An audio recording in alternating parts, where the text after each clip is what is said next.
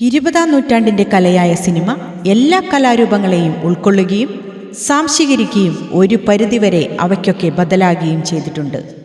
1930-ൽ നിശബ്ദ ചിത്രമായ വിഗതകുമാരനിൽ തുടങ്ങിയ മലയാള സിനിമ ഇന്ന് ലോക സിനിമയുടെ നെറുകയിൽ തന്നെയുണ്ട്. ഈ ജൈത്രയാത്രയിൽ എഴുത്തുകാരും സംവിധായകരും സാങ്കേതിക വിദഗ്ധരും അഭിനേതാക്കളും ഉൾപ്പെടെ എത്രയോ മഹാരഥന്മാരുടെ സംഭാവനകളുണ്ട്.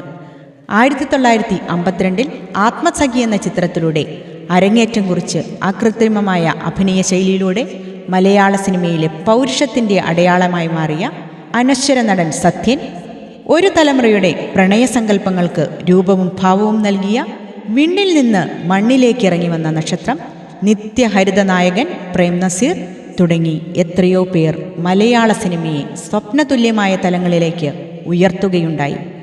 വയലാർ എഴുതി ദേവരാജൻ മാസ്റ്റർ ഇണമിട്ട് യേശുദാസ് പാടി പ്രേം നസീർ അഭിനയിച്ച പാട്ടുകൾ മലയാള സിനിമാ ഗാനങ്ങളുടെ സുവർണ കാലഘട്ടമായിരുന്നു. ആ കാലഘട്ടത്തിലേക്ക് ഒരു തിരനോട്ടം.